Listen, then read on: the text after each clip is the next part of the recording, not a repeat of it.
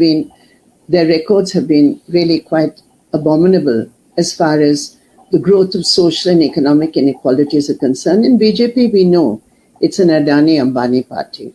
But along with that politics, what we are seeing, particularly in the recent past, is a targeting of the minority community in a manner which strips them of the minimum right that minority communities in India have as equal citizens. This is what Golwalkar had written about in his Hindu Nation and Nationhood Defined, in which he had written and said that those who are Muslims or Christians and minorities can live in India on the condition that they subordinate themselves to the Hindutva culture. Right. And today we are seeing that full frame in Indian politics, in which the state is being used as an instrument for this agenda of minority targeting. And I say, Saira, the bulldozer is not a bulldozer which is demolishing poor people or Muslim houses. It's true, that's what it's doing, but it's demolishing the Constitution of India. No? It's demolishing the rights of citizens. It's demolishing democracy. It's demolishing everything civilized. So when Jyoti Basu described this force as the most barbaric force, we are seeing that barbarism today in the shape of the bulldozer. Right. So we have seen on Hanuman Jayanti how the Hindutva goons manufactured this riot, which snowballed into this bulldozing of the victims' houses, who happened to be from the minorities. We saw how a large section towards the entrance of the mosque, that was completely defecated, it got trampled upon. And there was a woman wailing outside who was pleading for help. However, the police administration, who are supposed to be enablers of justice, they are playing a tacit role on becoming another extension of the government itself. So in these very challenging circumstances, what do you feel we need to do, or what do you feel the role of a communist or the left should be in these circumstances? So can I just take your first question about the actual area? Now, Jahangir Puri, many years ago when I was young, like you are now, I was a trade union worker in the Textile Workers Union, where there were mills right there in North Delhi, where Jahangir Puri is placed. And I remember Jahangir Puri was set up in 75-76 during the emergency in the name of beautification of Delhi, when all the slums were razed to the ground. And at that time, there was a big Bengali community living on the banks of the Yamuna. And they were removed from there and resettled, many of them, in Jahangir Puri, some in a place called Nannagiri, but a large number of them were in Jahangir Puri. So that is in 1975-76. And they have always lived in C block. I remember the first Mahila conference I organized in Jahangir Puri was actually in C block. They're all Bengalis, Muslims. And there are many of them from Midnapur, many of them from Howrah. At that time, it was undivided Midnapur. So both west and east, but mainly east. So, and Howrah, Hooghly, these areas. So they have been there for the last 40 years. They are Indian citizens. Absolutely. What happened? And I know Jahangir Puri. Not in 40 years has there been a single communal incident in Jahangir Puri. This is important to flag because there are Hindu families living in C block. Not many of them, but there are. Also shopkeepers living in C block. There are single women there, single women households, widows. They have never faced any problem from any of their neighbors who happen to be Muslim. These are non-Bengalis, but they've always lived in peace and harmony. So what happened? We have to ask that question. Why is it suddenly on Hanuman Jayanti this should happen? So that procession that you referred to, first of all, it was illegal. It was a procession, did not have police permission. Number two, it was a procession which was armed. There were naked swords being carried. There were at least 2 pistols, which I have seen on a video and given as evidence to the police commissioner of Delhi. 2 processionists carrying open pistols. They had a big DJ, a big open car, blaring music, and it was escorted by the police. The first question is, how come the police allowed it? How was it allowed? We were not allowed to hold a dharna day before yesterday, saying that no, because of the communal situation. How was that allowed? How was an illegal procession, an armed procession, escorted by the police, allowed in the first place? Secondly, how was it allowed for them to stop at the mosque at the very moment when Roza fast was being broken and namaz was being read and people were congregating for the evening prayer during Roza, congregating there? At that very time, how was the procession allowed to stop there? That is critical. So who is responsible? So Delhi police played a conniving role. Who is the Delhi police under? The Delhi police. So who is responsible? Home Minister. Home Minister. Correct. India. So this all seems to be a manufactured event to bring this kind of politics into Delhi, into the heart of the capital, among people who are equally poor. And by the way, yesterday when I was there, I was told by many of our friends and contacts and workers and women that they were all outsiders who had come.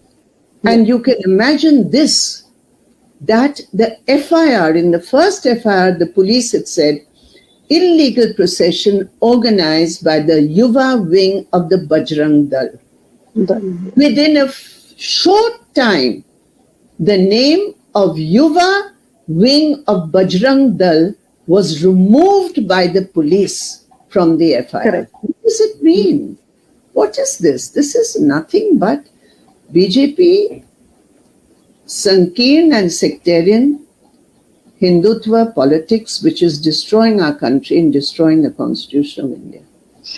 A lot of false cases were registered against the victims, There's a saying, ke hum pe hamla karke, hami ko hamlavar batlana.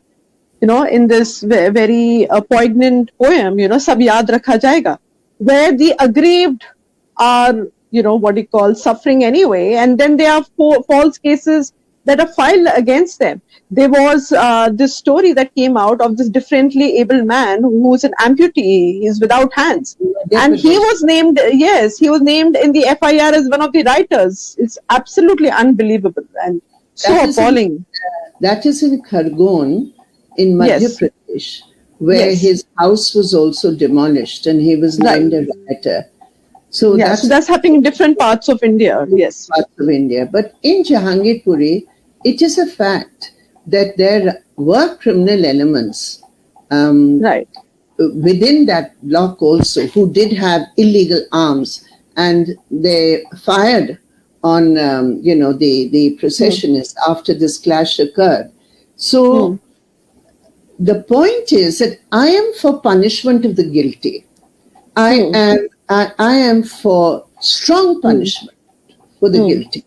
But what is happening is one-sided. It is entirely one-sided. And by being one-sided, why is it one-sided? Because your politics of targeting the minority community, of destroying and subverting the processes of justice, the credibility of the police is what today? It's very, Questionable. very low. And that's absolutely. So, comrade, you were on ground zero when the bulldozer incident happened, and there's a very strong visual of you. You were flashing the Supreme Court order. You had that piece of paper in your hand, and you put in your utmost effort to stop the bulldozers from trampling those houses. Now, here we need to understand that majority of the people in India stay in very impoverished conditions. They do not have access to drinking water. They do not have access to electricity. And here you're depriving them of a roof over the head by alleging that they are Rohingyas or they are Pakistani or they are Bangladeshi. So how do you feel now with this very vitriolic atmosphere? Where are we headed? And what is the interpretation of these chronological events that are taking place again and again? Like we talked about the incident in Madhya Pradesh, and here it happened in Jahangirpuri, which you have said earlier has been utmost peaceful. There have never been such incidents. But these are being manufactured repeatedly. So here when we talk about the role of the opposition, we see that most leaders are absconding, or we see that they are trying to appease the Hindutva vote bank by saying, no, this is just, it is against the poor, the bulldozer, and negating the fact that majority of the people who live in Jahangirpuri are Bengali speaking, and also they happen to be from the Muslim community. We cannot shy away from that fact. So don't you think that, we need to spell out that elephant in the room? It's about time.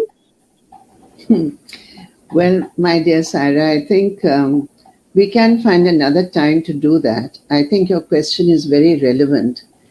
But right now, when you talk about the resistance, all I can say is that as communists, it is our creed. Our creed. This is why we are here, alive and working. So that's our creed. Where there's injustice, take the red flag to fight it. Now, every single day, our comrades throughout India are fighting. Right now in Jharkhand, they are now trying to put a firing range in Adivasi sacred, what they consider traditional sacred land. Our comrades are there with the flag fighting. In Bengal against the TMC terror. How much have you all fought? But, the media doesn't report it. The bravery and courage of everyday communist work is never reported. Right. So for us, quite frankly, I see nothing exceptional or heroic or we are communists, that's what we're for. That's what we believe in. That's what our lives are.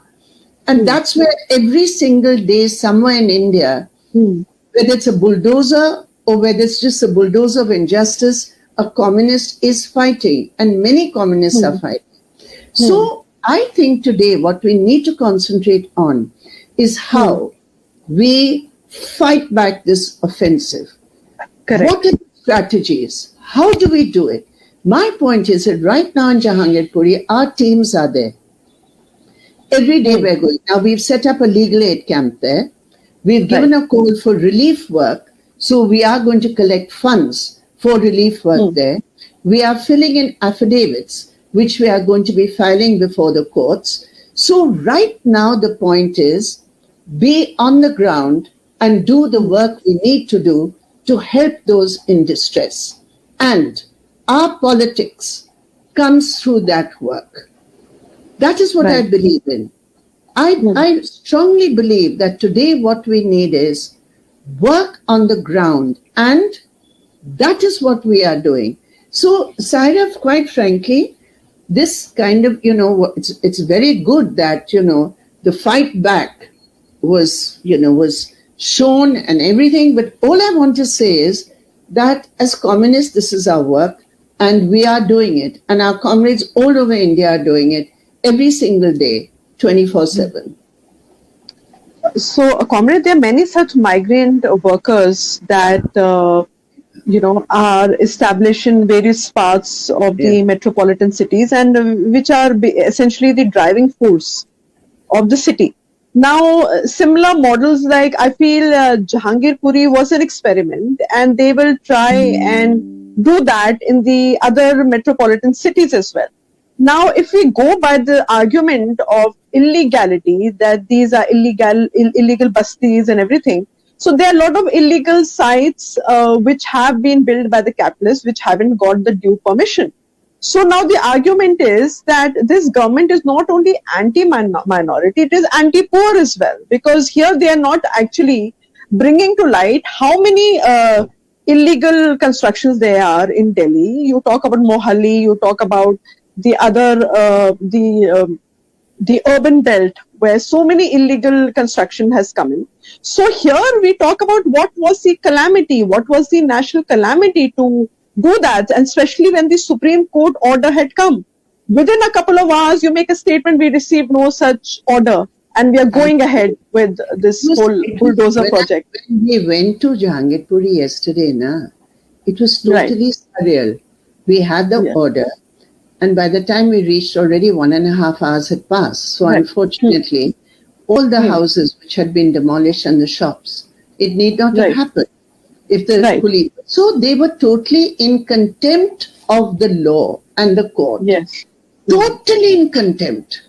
I mean, what was happening was illegal because no due process of law, and secondly, it was doubly illegal because they knew what the Supreme Court had said, and yet they went ahead.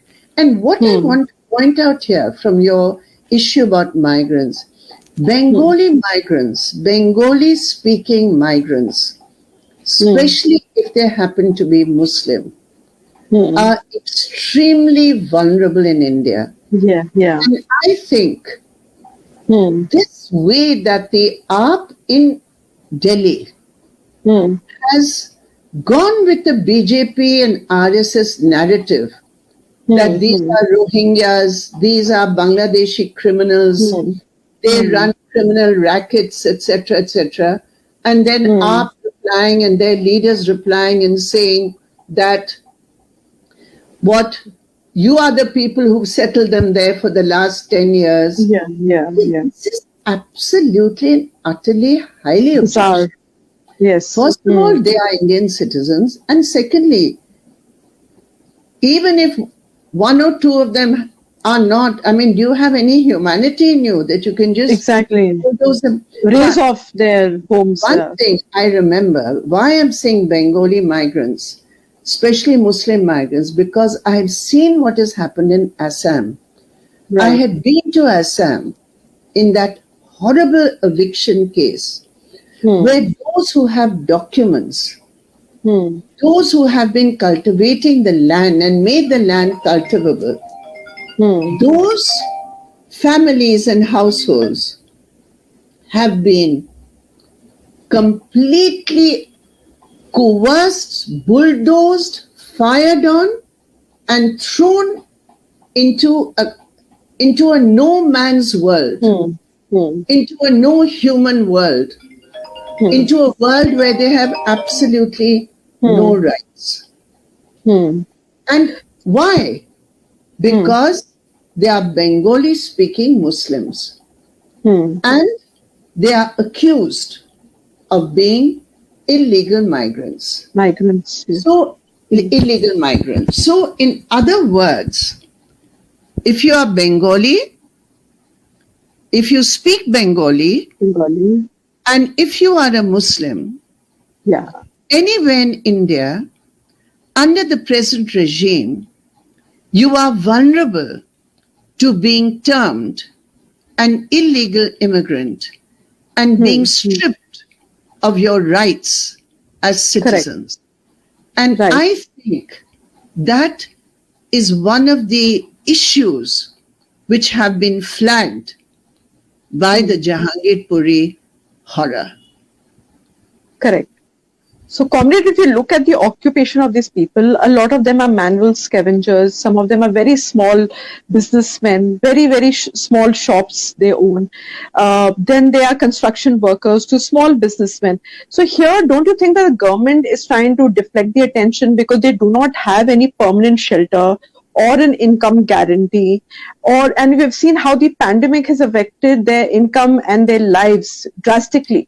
So they do not have any answer to the working people's problems. So they're trying to deflect the attention from the core people's issues by communalizing issues, by making it into this Hindu-Muslim issue.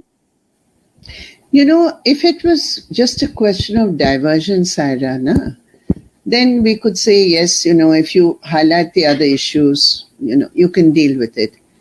It's not a diversion. This is their agenda. This is their agenda, core agenda. Yes. It's their core agenda. This is what they are there for. Otherwise, there are other big bourgeois capitalist landlord parties in India. We fight them. We fight their policies. And we fight their agendas. But this is what the RSS is there for. So it's not a diversion. This is them. This is their DNA. This is their agenda. Yeah. This is the DNA. Now,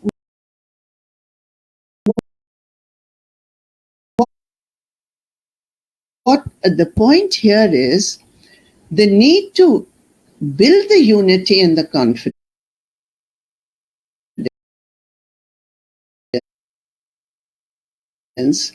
The need for class struggle, for mass struggle,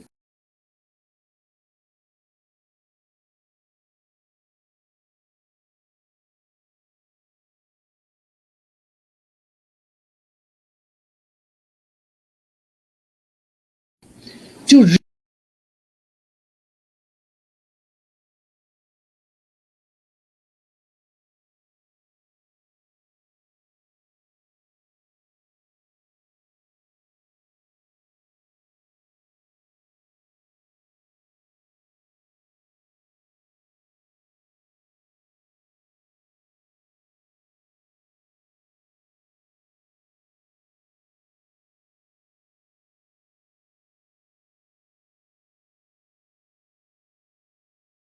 rebuild confidence and unity of communities is essential.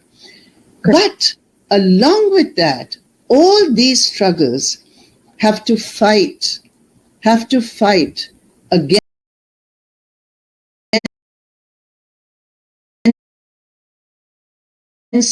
this communalization.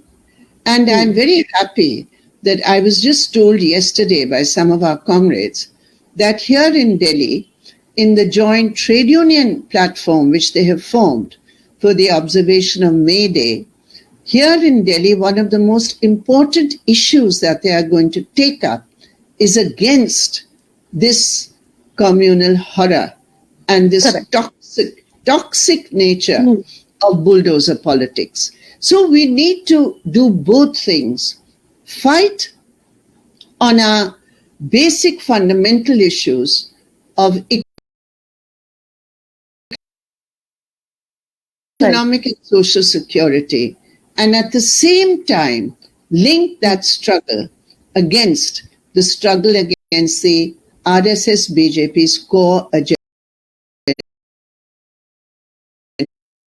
And I think people of India are doing that, because the kind of response that we saw yesterday after the stopping of the bulldozer,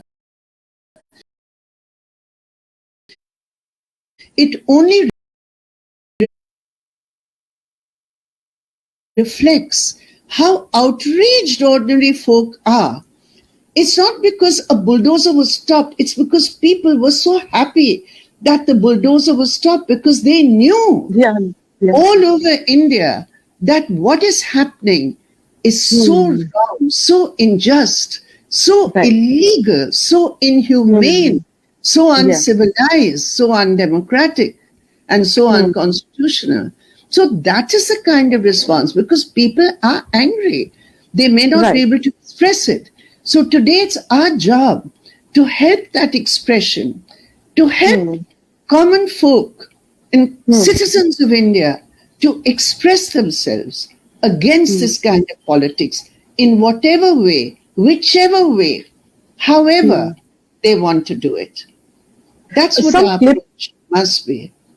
Some clips of yours have gone viral where you have made a statement that in case we are weak in the parliament, then we need to take the fight to the streets. If the opposition cannot fight back, then the streets are going to give them a resounding answer.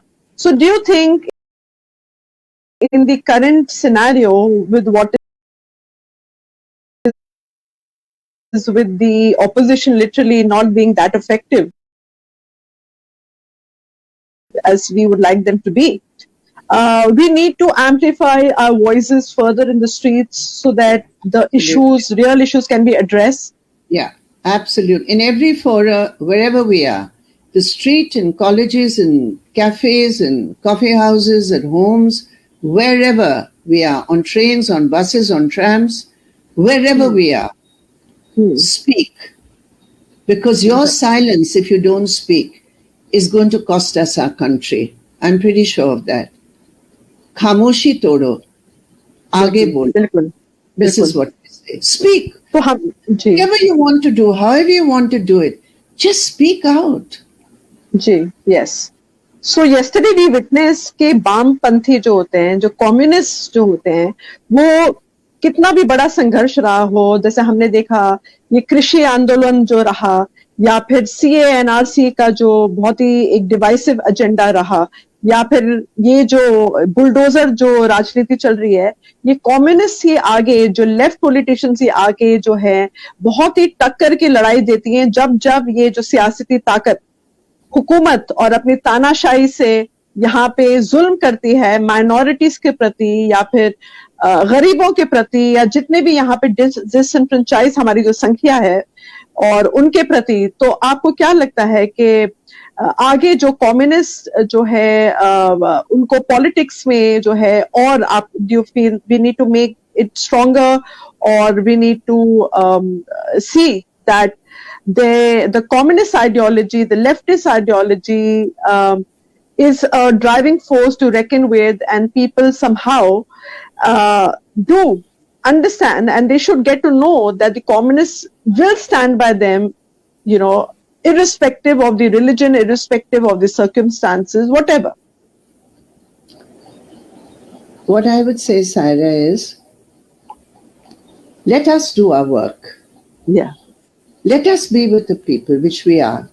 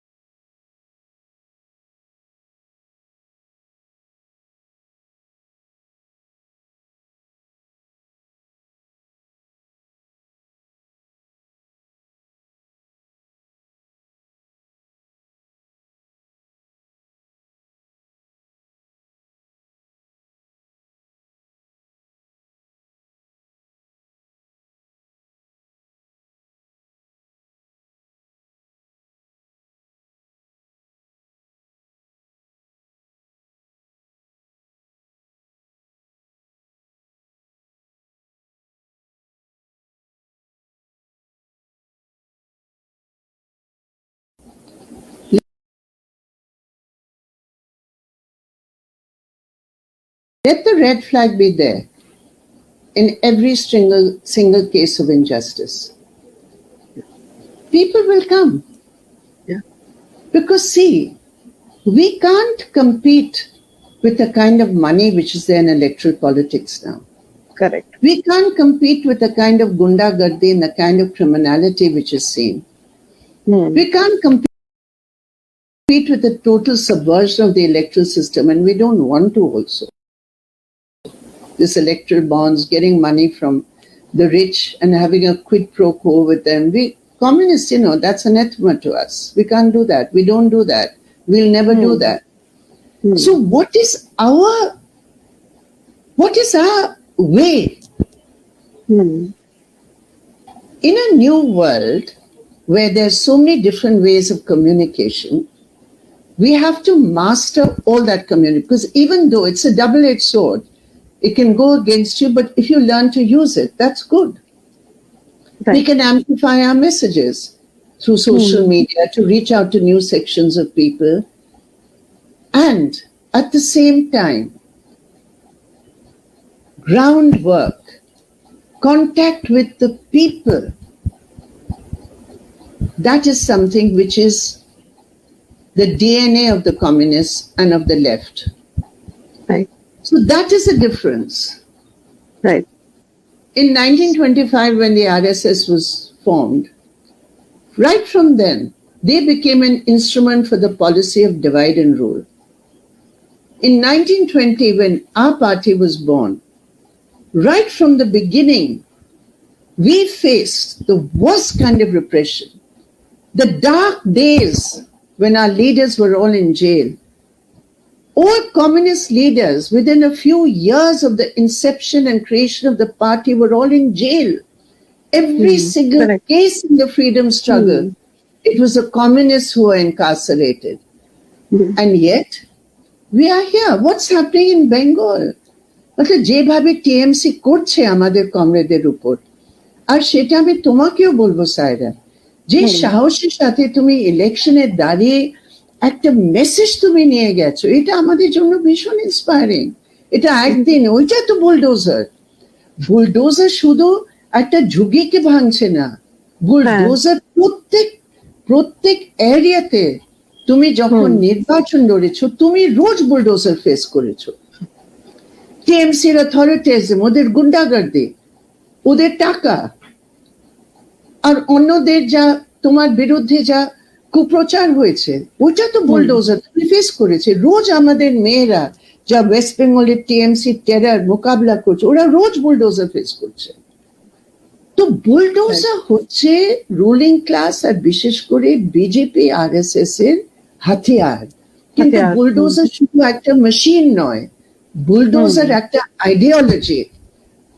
ওই bulldozer আইডিওলজিকে, তার বিরুদ্ধে আমাদের, আর তুমি যা লড়েছো, আমি বলছি তোমাকে, তোমারও লড়াই ভীষণ ইন্সপায়ারিং, কালেক্টিভ লড়াই, আমাদের কলকাতা পার্টির লড়াই, এটা দারুণ জিনিস তোমরা সব করেছো। তো সেই জন্য আমি বলছি কি, অন্যরা কি করছে না করছে ওটা তো আমাদের নিশ্চয়ই ধ্যান রাখতেই হবে, কিন্তু আগে আমাদের অ্যাটেনশন আমাদের নিজের উপর আর আমাদের নিজের কাজের উপর। আর যখন আমরা কাজ যেভাবে করছে আর যেভাবে এগোচ্ছে, এইটা তোমার রেড ভলান্টিয়ার ওয়েস্ট বেঙ্গলে কত ইন্সপায়ারিং, ওরা তো বুলডোজারকে ফেস করেছে। সেই জন্য এটা আমাদের কালচার, আর সেটাই আমরা নিয়ে আগে আমরা যাব নিশ্চয়ই, এটা তো আমার একেবারে বিশ্বাস। Right. So with that inspiring note, Brinda Di, Comrade Brinda, thank you so much for being with us, and definitely your words are very inspiring. By the way, I'm not only your Di, I think I can be your Pishi or your Mashima or whatever. Absolutely. Yes, I am your Brinda Di. I am your Brinda Di, and I again want to tell you how proud all of us are of all of you young women who are fighting the good fight and taking the message forward. Thank you so much for being with us, and thank you for this wonderful, inspiring conversation. And I hope to see you soon. And thank you so much for inspiring all of us. Thank you, my dear Saira.